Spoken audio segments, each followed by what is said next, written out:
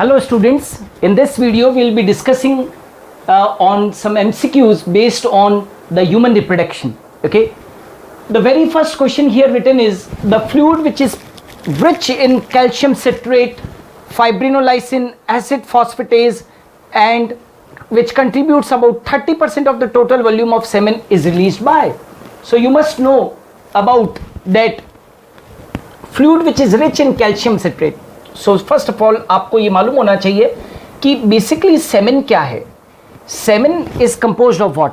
Semen के अंदर दो चीजें होती है, एक तो होता है स्पर्म प्लस एक होता है एल्केलाइन फ्लूइड. आप इस एल्केलाइन फ्लूइड को सेमिनल प्लाज्मा भी कह सकते हो, सेमिनल प्लाज्मा. ओके, सो सेमेन जो है वो दो चीजों से मिलकर बना है, sperm plus the alkaline fluid. Now sperm जो है वो किसने प्रोड्यूस किए, टेस्टीज ने प्रोड्यूस किए. और ये जो एल्कलाइन फ्लूइड है उसका मैक्सिमम परसेंटेज दैट इज 70% जो आता है वो कहां से आता है, सेमिनल वेसिकल से.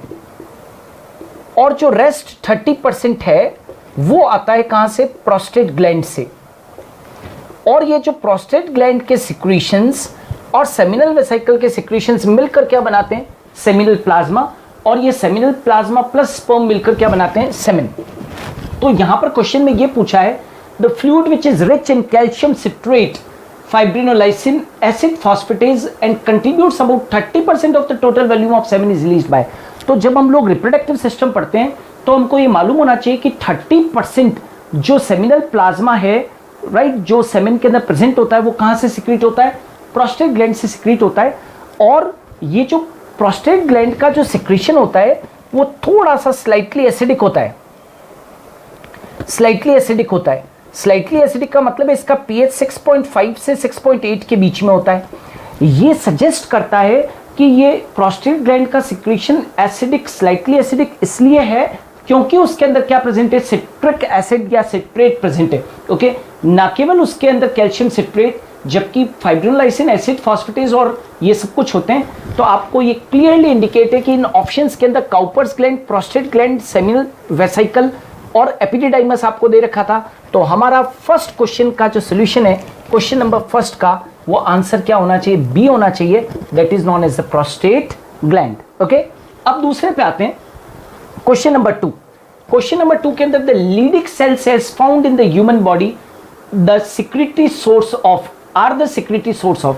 तो पहले आपको ये मालूम होना चाहिए कि लीडिक सेल्स, ये जो लीडिक सेल्स होती है इन्हीं को हम क्या कहते हैं, इंटरस्टिशियल सेल्स कहते हैं. They are called as interstitial cells. And these interstitial cells you must know that they are present in testes. ये कहां पर प्रेजेंट होती है, टेस्टीज में. और इनको इंटरस्टिशियल क्यों कहा है, क्योंकि ये किसके बीच में प्रेजेंट होती है, सेमिनल जो सेमिनिफेरस ट्यूब्यूल्स होती है उनके बीच में ये प्रेजेंट होती है. और लीडिक सेल्स को लीडिक सेल्स इसलिए कहते हैं क्योंकि इनका जो डिस्कवरर था वो साइंटिस्ट क्या था, लीडिक था. ओके, अब लीडिक सेल्स जो होती है ये हमको क्लियरली मालूम होना चाहिए कि ये टेस्टीज के अंदर प्रेजेंट होती है.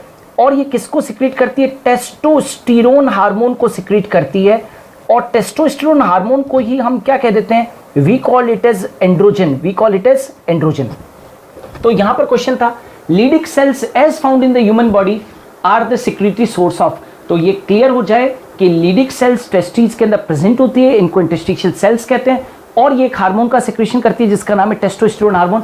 टेस्टोस्टेरोन को ही हम क्या कह देते हैं, एंड्रोजन. तो यहाँ पर ऑप्शन थे ग्लूकागोन, एंड्रोजन, प्रोजेस्टेरोन हार्मोन और इंटेस्टाइनल म्यूकस. तो इसमें आंसर होना चाहिए बी. तो हमारे क्वेश्चन नंबर 2 का जो आंसर है वो कौन सा है, that is the B option, androgen.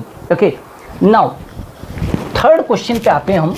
ये जो थर्ड क्वेश्चन यहाँ पर दिया हुआ है ये बहुत ट्रेंडिंग क्वेश्चन है और 2016, 17 और अलग अलग एग्जाम्स के अंदर ये क्वेश्चंस पूछे गए. यहाँ पर स्टूडेंट्स को बहुत ज़्यादा कंफ्यूजन रहता है कि sperm becomes mature and fully motile. तो आपको ये ध्यान रखना है कि sperm mature plus fully motile जो होते हैं वो कहाँ पर होते हैं, they become fully mature and motile. जो स्पर्म्स हैं वो मैच्योर और फुली मोटाइल कहां पर होते हैं, तो आपको ये ध्यान रखना है एपिडिडाइमिस में. और यदि ऐसे पूछे कैपेशिएशन ऑफ स्पर्म कहां पर होता है, तो कैपेशिएशन ऑफ स्पर्म आप लिखोगे फीमेल जेनाइटल ट्रैक्ट के अंदर। फीमेल जेनाइटल ट्रैक्ट, ये बहुत बहुत ट्रेंडिंग क्वेश्चन है और कई लोगों का क्वेश्चन ये गलत हो जाता है। 2015-16 के नीट में भी ये क्वेश्चन पूछा गया था कि कैपेशिएशन कहाँ होता है, यदि आपसे पूछे तो फीमेल जेनाइटल ट्रैक्ट में। And where do sperm mature and become fully motile, तो आप क्या कहोगे, एपिडिडाइमस के अंदर। क्वेश्चन क्या था अपना, the sperm becomes mature and fully motile in, तो आपका ऑप्शन होना चाहिए कि that is sperm become mature and fully motile in. तो मैच्योर और फुली मोटाइल कहां पर होते हैं, तो आपको ये मालूम होना चाहिए एपिडिडाइमस। एपिडिडाइमस के 3 पोर्शन होते हैं, that is caput, corpus and कोडा। तो लास्ट पार्ट में आते आते जो स्पर्म होते हैं वो मैच्योर भी हो जाते हैं और फुली क्या हो जाते हैं, मोटाइल हो जाते हैं। तो क्वेश्चन नंबर 3, क्वेश्चन नंबर जो 3 है उसका आंसर होना चाहिए that is known as the B cauda epididymis. Okay, now the question number 4, question number 4 दे रखा है, gonads in organisms are derived from. आपको ये मालूम होना चाहिए पहले तो कि गोनैड्स का मतलब क्या होता है। देखिए गोनैड्स का मतलब होता है दैट इज 2 तरीके के गोनैड्स होते हैं ह्यूमन बींग्स के अंदर, राइट। एक जो होती है वो गोनैड्स क्या होती है, टेस्टीज, और दूसरे जो होते हैं वो क्या होते हैं, ओवरीज। इनको गोनैड्स इसलिए कहते हैं क्योंकि ओवरीज के अंदर क्या बनता है, ओवम, और टेस्टीज के अंदर क्या बनता है, that is the sperm. So there are 2 gonads, male gonad and female gonad. ये मेल गोनैड टेस्टीज है और फीमेल गोनैड क्या है, ओवरी है। तो आपसे पूछा गया था कि टेस्टीज और ओवरी किससे ओरिजिनेट होती है, तो we must know that there are 3 embryonic layers, ectoderm, mesoderm and endoderm. Each and every part of the body is composed of these 3 layers, either ectoderm or mesoderm or endoderm. तो ये clearly आपको ये मालूम होना चाहिए कि हमेशा ध्यान रखना कि mesoderm से क्या बनते हैं, गोनैड्स बनते हैं। सो सी ये gonads in organisms are derived from, आपका आंसर होना चाहिए B. So the answer of question number 4 must be the mesoderm, यानी कि बी ऑप्शन। mesoderm लेयर जो एम्ब्रियो की होती है उससे क्या बनते हैं, गोनैड्स बनते हैं। Okay, so the B the option is the correct one. Now question number 5 के अंदर आते हैं, question number 5। And question number 5 के अंदर when egg is not fertilized means female से जो एग 14th डे को रिलीज होता है, राइट। मेंस्ट्रुएशन साइकिल के अंदर 14th डे को फीमेल्स के अंदर क्या रिलीज होता है, एग रिलीज होता है।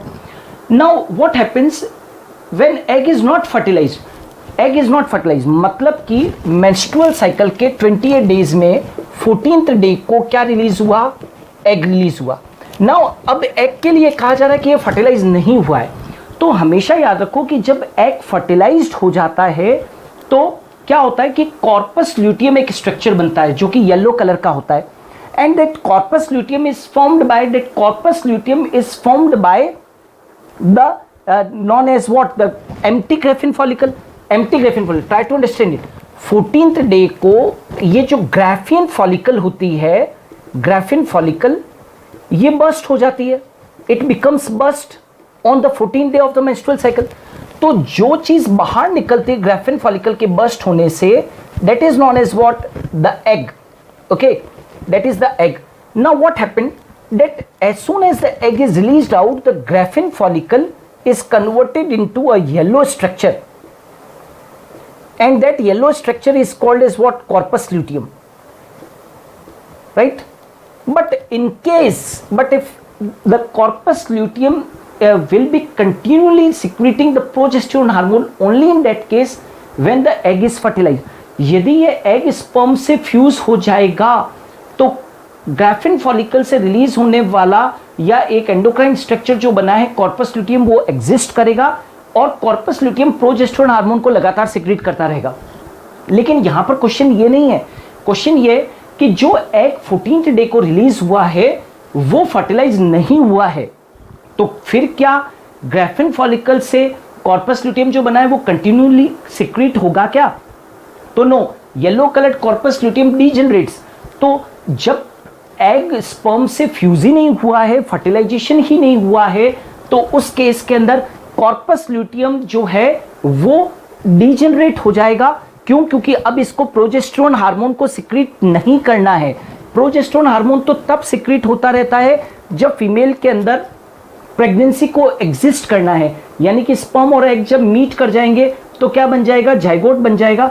उस केस के अंदर प्रेगनेंसी को मेंटेन करने के लिए कॉर्पस ल्यूटियम से प्रोजेस्टेरोन का रेगुलरली रिलीज होना जरूरी है, लेकिन यहाँ तो एग फर्टिलाइज ही नहीं हुआ ना, तो फर्टिलाइज हुआ ही नहीं, तो फिर ये जो कॉर्पस ल्यूटियम होता है वो एक वाइट कलर के वेस्टिजियल स्ट्रक्चर के अंदर कन्वर्ट हो जाता है, और वो जो वाइट कलर का जो स्ट्रक्चर बनता है कॉर्पस ल्यूटियम से, इसके डीजनरेशन से जो बनता है उसको हम बोलते हैं कॉर्पस एल्बिकेन्स। ओके, तो यदि एग फर्टिलाइज नहीं हुआ है तो कॉर्पस ल्यूटियम डीजनरेट हो जाएगा कॉर्पस एल्बिकेन्स में, और यदि एग फर्टिलाइज हो गया है तो उस केस के अंदर कॉर्पस ल्यूटियम जो है वो लगातार प्रोजेस्टेरोन का सिक्रेशन करता रहेगा। ओके, सो क्योंकि एग फर्टिलाइज नहीं हुआ है इसलिए येलो कलर्ड कॉर्पस ल्यूटियम एक वेस्टिजियल स्ट्रक्चर में बदल जाता है, एक व्हाइट कलर के स्ट्रक्चर में बदल जाता है जिसका नाम है corpus albicans. So question number 5 का जो आंसर होना चाहिए वो होना चाहिए A, known as the corpus albicans. Okay, so students ये मेरा पहला वीडियो था एमसीक्यूज के ऊपर, ह्यूमन रिप्रोडक्शन के एमसीक्यूज हमने पढ़े थे। हम आने वाले दिनों के अंदर इसकी और सीरीज जो है वो हम लेकर आएंगे, दूसरे भी वीडियोस हैं उनके भी हम एमसीक्यूज लगातार बनाते रहेंगे। So keep watching my videos. Thanks a lot. जय हिंद।